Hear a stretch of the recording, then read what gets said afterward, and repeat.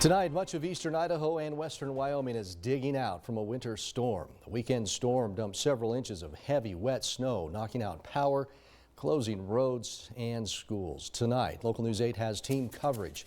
Local News 8's Seth Ratliff has a reaction after a deadly ski accident on the local slopes in Jackson Hole. Local News 8's Braden Wilson spent the day looking at the cleanup efforts, intense efforts still ongoing. But we want to begin with First Alert Chief Meteorologist Michael Coates, who is looking at the storm totals and when the next round of snow will hit. Racking up that snow over the weekend, Todd. Since Friday and Saturday, we picked up in many spots well over 10 inches in the Snake River Plain, some spots even more than a foot. Now, we're dealing with a lot of blowing and drifting snow tonight with gusty conditions continuing here, and we have another storm on its way for tomorrow. It looks like it's going to get pretty snowy again here for Tuesday, along with some more of that wind. As a result, the National Weather Service issuing another winter weather advisory for the Snake River Plain, southeastern Idaho, and a winter storm warning for areas of northwestern Wyoming and far eastern Idaho. So we're talking Teton County, Idaho, and Wyoming, and also Island Park under that warning.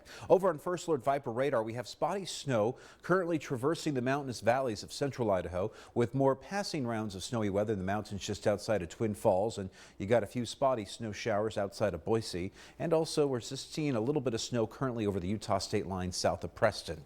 The blowing and drifting snow has closed a few making it nearly impossible to get in and out of Teton County, Wyoming, and Idaho.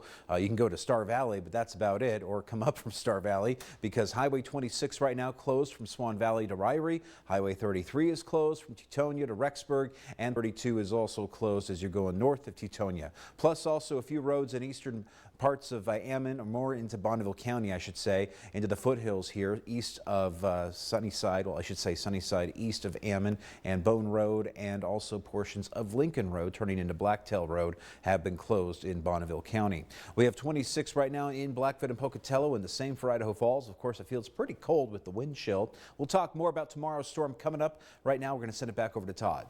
All right, Michael, we'll come back in a little bit. The snow removal continues around the clock, but it is not only snow that people are dealing with. Downed trees is another issue. Local News 8's Braden Wilson has been tracking cleanup efforts across the valley. Braden, what can you tell us? Todd, I'm here on 4th Street here in downtown Idaho Falls. Now let's take a look at this tree behind me. This tree has been damaged from the weekend storm. As you can see, many of the branches are falling off, with some actually continuing to be in the road here in Idaho Falls. Now, this isn't the only tree here in the city that has been affected by the weekend storm. Many other trees have had lost branches due to this weekend storm, and all of them are a concern for the city. Now, while they want to help clean up the branches, they have some other things they need to do first. The theme for us is keeping those plows out there and then having our line crews out working around the clock. It's kind of one of those things that we've had staff from across the city working around the clock since Friday night, actually. So people are still out there. You may not see the plow on your street right this second, but we can assure you they are out there somewhere in the city plowing that 783 lane miles of road. Eric says they are prepared for this next round of snow to hit. Now, looking north, I've also spoken to the city of Rexburg. The Public Works Director, Keith Davidson, asked residents to not park on the streets overnight. Now, while this is after the no parking on the streets throughout the winter ordinance, this is just due to the fact that we have snow on the streets, and it's going to be a lot easier for them to clean up if they don't have cars in the way. So they're just looking to make sure all the snow can get plowed in as efficient way as possible. Now, in Teton County, they have done all they could to prepare for this upcoming storm. The county official I spoke to asked for people to have patience as they seek to clear the streets in Teton County. Everyone I spoke to today says drivers be extra careful on the roads, give everybody that extra space, and slow down. Live in Idaho Falls, I'm Braden Wilson. Okay, that's Idaho Falls and northward. Let's go south. Pocatello has been hit hard by the recent snowfall. Head of Pocatello's Street Department, Tom Kirkman, says they have been pretty successful in getting the majority of the streets open. He says their primary focus for snow removal is plowing the roads for emergency services, school buses, and keeping your commerce moving, like freight. He says during these large snow events, he encourages people to stay home as much as possible and only go out for emergencies. We had a rather large snow event that came in Friday night, Saturday morning that ended up putting down, I believe we got from the Weather Service, it was the wettest 2 days on history for the city of Pocatello. So our crews have been running 12-hour shifts, 24 hours a day since then, trying to get the roads cleared and passable as we can. Kirkman says they have the manpower and the machinery to handle additional snow in the coming days. He says they are preparing for possible flooding issues, however, that could be coming as well. Idaho State University is also digging out of the snow. The university decided not to hold classes today. The Local News 8 talked with Mark Anderson, the vice president over facilities at the campus. He says it was a rough morning due to the heavy wet snow turning to ice and the equipment not being able to run. He says the campus has about 45 acres of parking lots and 35 acres of sidewalks. Therefore, cleanup is a big job. A 4-inch snowstorm will take us 3 days to get campus completely cleared. But a snowstorm like this has put us back a little bit. And so the fact that school is closed today, it helps us out quite a bit. Anderson says they have about 25 people out at any given time clearing the snow. They ask for everyone to keep their cars and trucks out of the parking lots, if possible, until all the snow is plowed. Of course, the weekend storm left tens of thousands of Idaho Power customers without services. Area providers are assuring us they are hard at work still restoring power. Local News 8 spoke with Idaho Power today to find out the exact number of outages. So between 6 p.m. Friday and right now on Monday, so this is early Monday afternoon, there were a total of 39,000 customers who lost power at some point during that time, and in 930 individual outages, which is an extraordinary number. If you know, as I'm sure you're aware, it's, I mean, and you can imagine, you touched on it a little earlier, but you can imagine the amount of work our crews are out there doing. Idaho Power says it pulled in crews from as far away as Payette on the western side of the state to work on the power lines here in eastern Idaho. As of 1 o'clock this afternoon, Idaho Power says the outages are down to 139 customers still without service.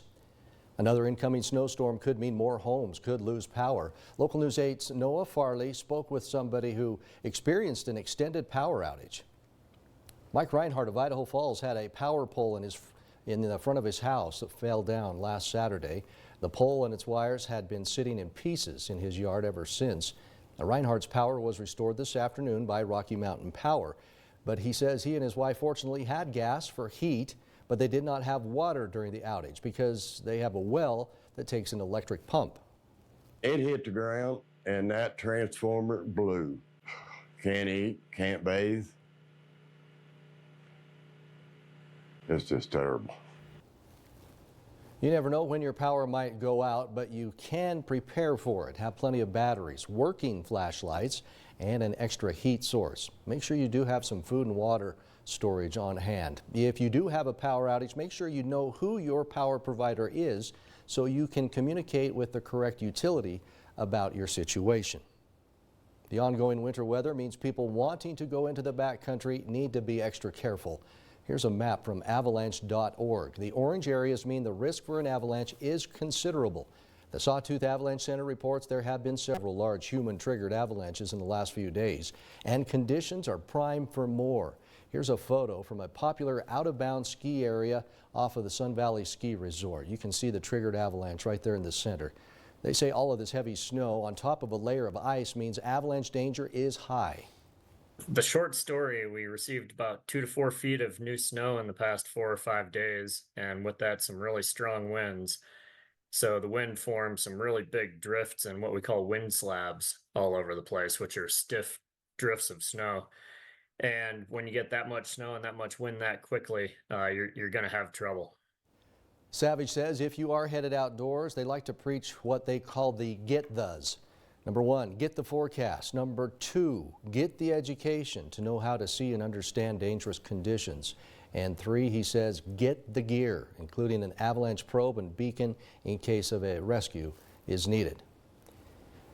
A Jackson Hole restaurant owner is dead after an accident on the Jackson Hole ski slopes. Local News 8's Seth Ratliff has been following this story. He joins me now here with more information. Seth, what happened? Todd, the man in question is Kelly Cruz, the former owner of the popular Virginian restaurant in Jackson, Wyoming. According to a spokesperson from the Jackson Hole Mountain Resort, Cruz was part of a group of the resort's sports school and became separated from the group on the mountain. Another group of snowboarders found Cruz had fallen into a tree well. The skier was pronounced dead on the scene by an emergency medicine physician with St. John's Health Urgent Care. This is the second time a skier has been killed by falling into a tree well in the area over the last month. According to the ski patrol at Kelly Canyon, the wells are large areas of deep, loose snow that develop underneath low-hanging tree branches. They say it's a danger every skier needs to be aware of.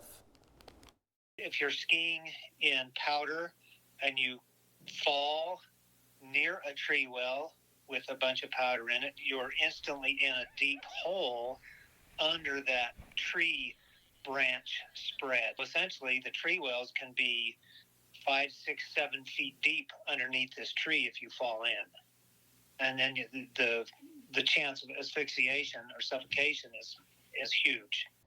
According to rescue groups, skiers or snowboarders should travel in pairs and avoid forested areas on the mountain. The family of Kelly Cruz has created a fundraiser for a culinary scholarship in his honor. They've also invited the community to a service for Kelly at the First Baptist Church in Jackson, Wyoming, March 9th at 11 a.m. You can find the link to the GoFundMe page for that scholarship on our website, localnews8.com. Reporting in the studio, I'm Local News 8's Seth Ratliff.